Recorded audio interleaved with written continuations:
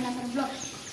তো আজকে আমরা যেতে যাচ্ছি একটি ভয়ানক জঙ্গলাতে। তো আপনারা শুধু দেখতে থাকুন। আস্তে আস্তে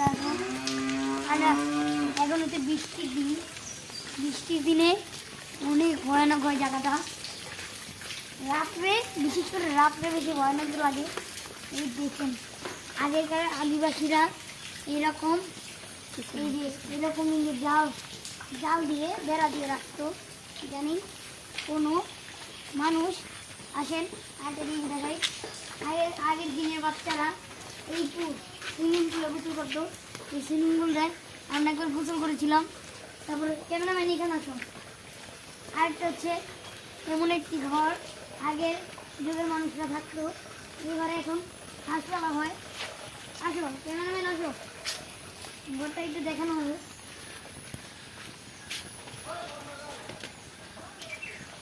দেখছো, আসো দেখো, এখন এখানে হাসপাতাল হয়।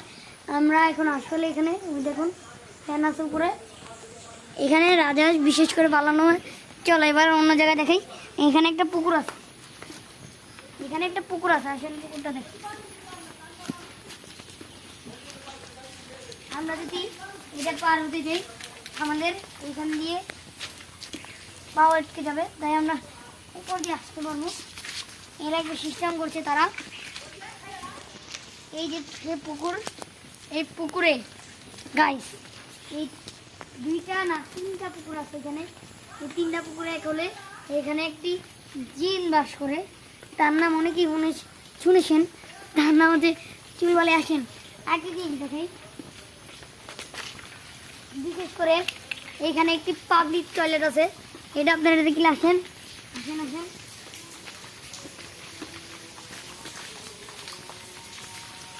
সবাই সাবধান আছো। দেখেন আগের যুগের মানুষরা এখানে পটি করতো, এখন নতুন করে এখানে একটি পাবলিক টয়লেট দেওয়া হয়েছে।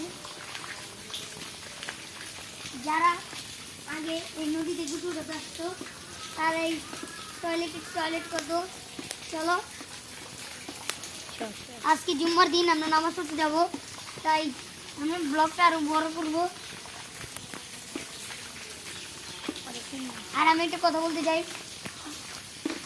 আজকে থেকে মোট 5 দিন ধরে, আপনারা তো জানেনই, যারা ঢাকায় জানেন তারা একমাত্র জানেন যে আজকে থেকে 5 দিন ধরে শুধু বৃষ্টি হচ্ছে।